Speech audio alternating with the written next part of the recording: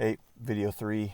About to go walk up this mountain in San Diego, 1,000 feet elevation.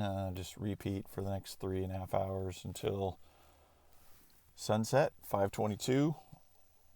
Do my prayer and meditation, get fit, and then go to church at 6. My usual Sunday routine when I'm solo.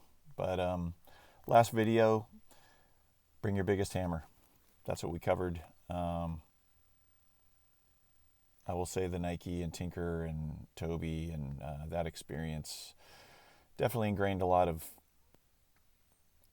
principles in my career that carried over for the rest of my adult life to this day. And one of the concepts I took away from Nike, especially the innovation side, especially where we're developing new products, new methods, new services, whatever it was, a phrase that came up a lot was centers of excellence, center of excellence.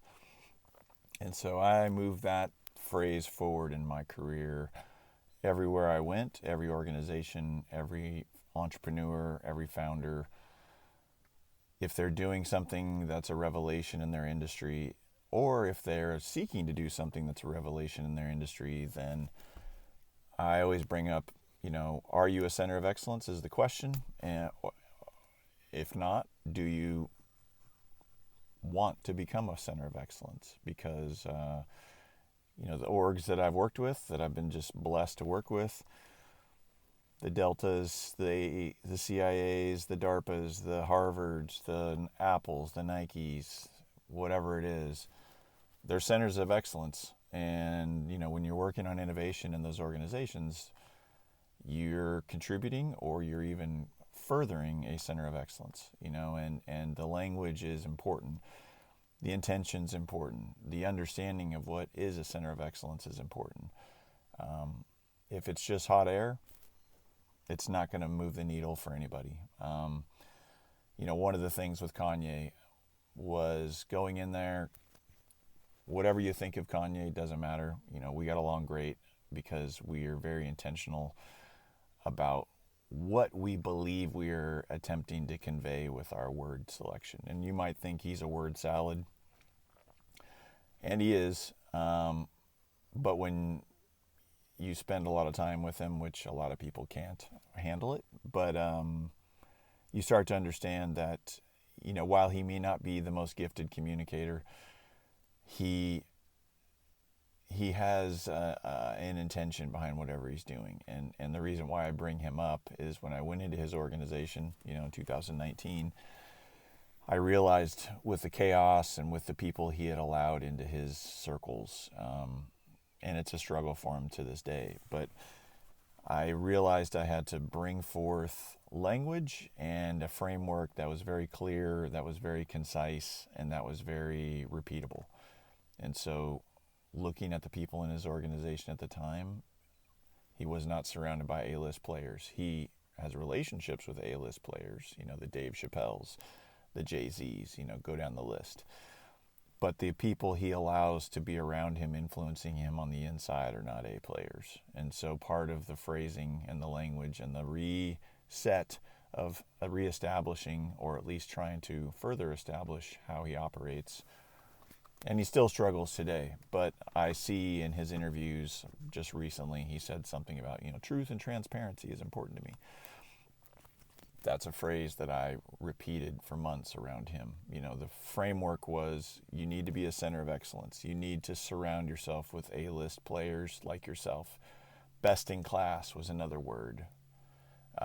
Truth and transparency, another phrase. Accountability, high accountability. So, those things became repeated phrases when we operated. But center of excellence, as an artist, he is a center of excellence. You don't have to understand him. Most people cannot understand him. But he's a culture shaper. He channels insights and inspiration from somewhere else. There's a longer conversation to all this, as there will be with all of these videos. But the point is, a center of excellence means you're establishing the bar in your industry. You're setting the bar. And if you've set the bar, as Nike could be described as, the internal language of Nike was often, we don't compete against anyone, we compete against ourselves.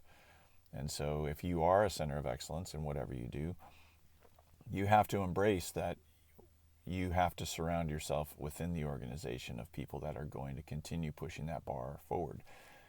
Otherwise, you're at risk for being passed, becoming irrelevant, all of these things. And so center of excellence, there's a lot of ways to talk about this, but I'm sure it'll come back into the loop of the conversation here. But center of excellence. Be a center of excellence. Seek to be a center of excellence. Further understand what it is that you do that makes you a center of excellence. Can you be a center of excellence? These are all explorations in the pursuit of problem solving and innovation in whatever endeavor you're participating in. So, all right, till next time.